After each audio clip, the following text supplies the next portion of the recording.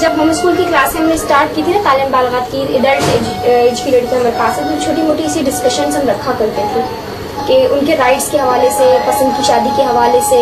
हर हफ्ते मतलब ऐसा होता था कि हम किसी एक चीज को मुद्दा बनाते थे और उस पर हम खुद भी डिस्कस करते थे, प्लस लड़कियों को भी कहते थे आप अपने व्यूज शेयर करें,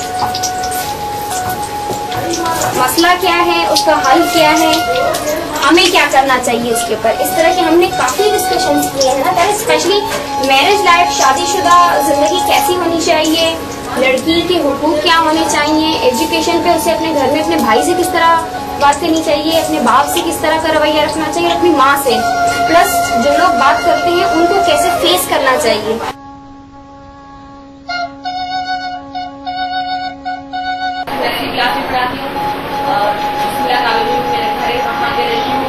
तकरीबन 1.5 साल हो गया मुझे यहाँ पढ़ाते हुए। लोगों की सपोर्ट की वजह से मेरी शादी हुई, काफी लोगों ने हेल्प की तो शादी में भी। आज वाली ट्रेनिंग हुई थी उसमें बताया था, वो उस बात पर डिस्कस कर रहे थे कि औरत और मर्द क्या है।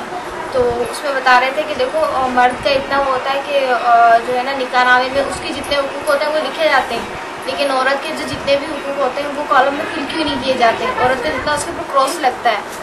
तो आप में से जो भी जो है ना जिसका भी अभी निकाह होगा, कुछ भी होगा, तो आप लोग ये तहैया कर लो कि हम अपने साथ भी ये होने नहीं देंगे और हमारी जितनी भी लड़कियां हैं और जितनी भी लड़कियों की शादी होगी हम उनके साथ भी ये होने नहीं देंगे। तो इसलिए हमने कहा था कि अब हम जिसका भी निकाह होगा पहले हम ये कॉलम फिल करवाएंगे, फिर उसके बाद उसका निकाह होगा।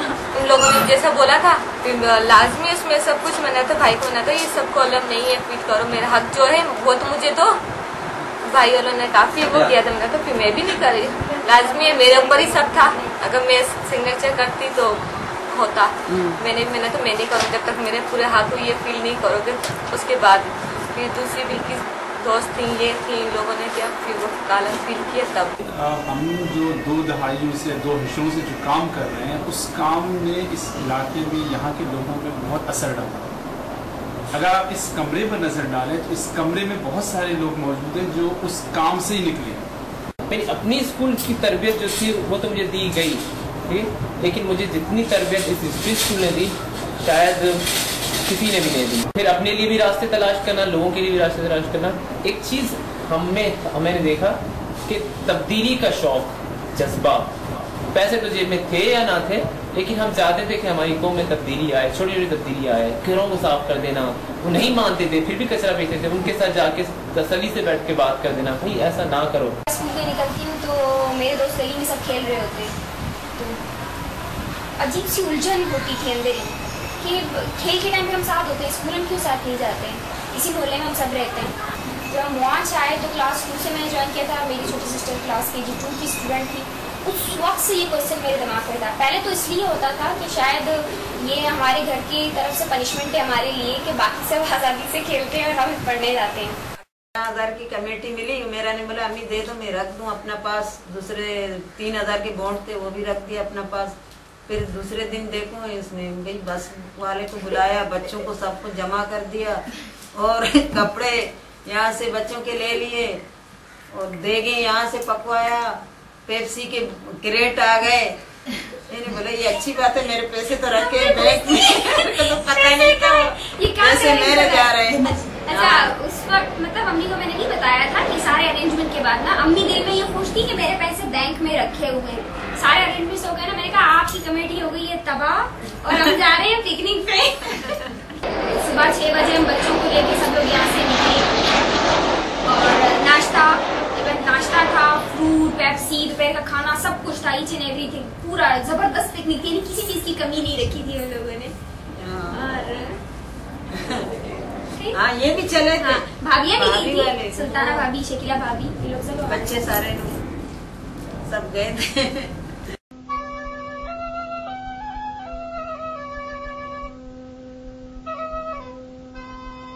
दुनिया बोलता है, ताना देता है, बोलता है बच्चों को नहीं भेजो, पढ़ाई करेगा, रास्ता देखेगा, जिधर जाएगा बोर्ड पड़ेगा, जिसका दिल चाहे तो भाग जाएगा।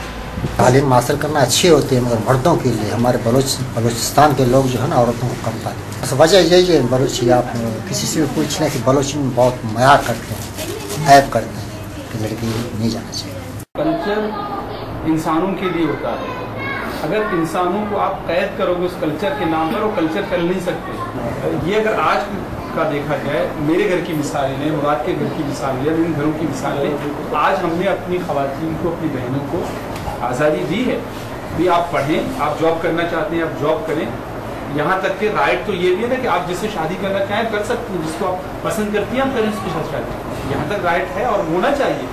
अब कल्चर के नाम पर हम अपनी औरतों को जो ना जिंदा दफन कर दें, दरगोर कर दें, ये तो फेयर नहीं है। और फिर यहाँ से ये कहना कि जी हमारी तो 700 साल रिवायत है, ये 700 साल रिवायत नहीं है, ये गलत है, ये जहालत है। बिल्कुल ज़हन तब्दील हो चुका था कि मैं अपनी बच्चियों को पढ़ाऊंगा, लेकिन अब लियारी में जाके जो मैंने माहौल देखा, जो हालात देखा, मैं अपनी बेटियों को बिल्कुल नहीं पढ़ाऊंगा। कुरान हदीस का जहाँ तक हवाला है वहाँ तक उनको तालीम दूंगा, लेकिन बेटे को मैं भीख मांग के भी जो है ना उसको पढ़ाऊंगा। ऐसा जो मर्द सोचते हैं ना, उनको असल औरतों से तकलीफ सिर्फ इतनी है, वो डरते हैं बेचारे इस बात से कि शायद उनका इक़्तिदार चला जाए, उनकी हुक्मरानी चली जाएगी। वो उनको और कोई नहीं, उनको ये खौफनाक है कि एक औरत को अगर खुद मुख्तियार हो गई तो फिर उसकी वैल्यू ख़त्म हो जाएगी। तो वो चाहते नहीं है कि औरत मैदान में आए और उनके कंधे से कंधा मिला के खड़ी हो जाए।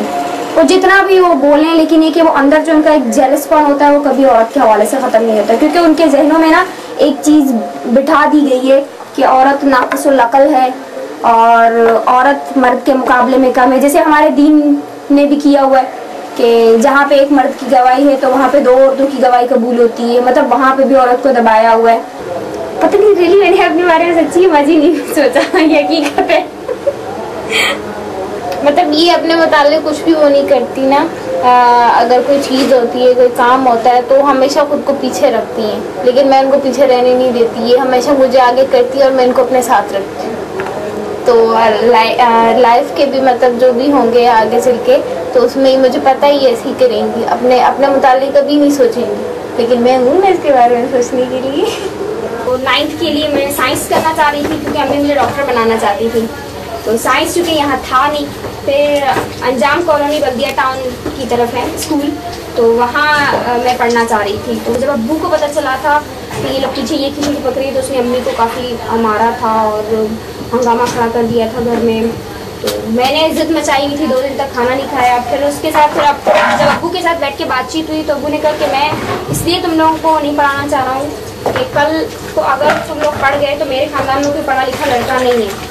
मैं अपने ख़ानदान में तुम्हारी शादी करवाऊंगा तो तुम कहोगे तुम्हें पढ़ा लिखा दूल्हा चाहिए, मैं पढ़ा लिखा दूल्हा कहाँ से लाऊँ। तो मैंने अब्बू के साथ उस टाइम ये प्रॉमिस किया था कि आप मुझे पढ़ने दो, आप अंधा लाओगे, लूला लाओगे, लंगड़ा लाओगे, जो भी लाओगे ना, मैं पूछूंगी नहीं कौन है, क्या है, कैसा है, बस मुझे बता देना कि मुझे कबूले बोलना है, वो मैं बोल दूँगी। नहीं मुकरी नहीं हूँ मैं, अपने उस वादे पे कायम हूँ, लेकिन बशर्ते कि अब्बू वो करना चाहें। अब इनकलाब ये है कि मेरे अब्बू मुकर गए।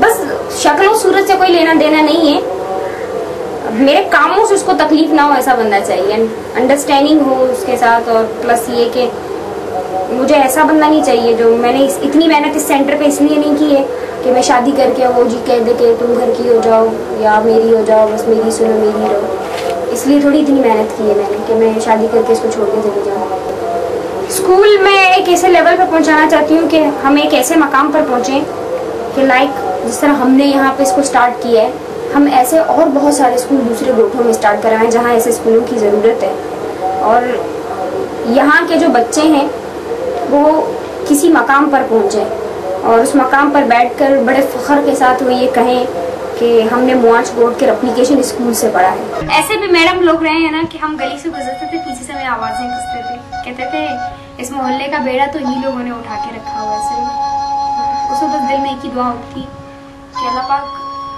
मुझे देने को कुछ मत दो, लेकिन ऐसा दो कि मुझे रहने को घर ना हो, मेरे बच्चों को पढ़ने के लिए बहुत अच्छी जगह, लोग मेरे घर को आके देखें और मेरे सेंटर को आके देखें, जब उसमें मवाजना करें तो उनको मेरा इखलास उसमें देखे, मेरी मेहनत उसमें नजर आए कि मैंने अपने लिए नहीं सोचा कभी, मैंने हमेशा इस इलाके के लिए, इन बच्चों के लिए, और जो एक नन्हा सा ख्वाब था जिसको मैंने परवान चढ़ाया, मैंने हमेशा उसके लिए सोचा।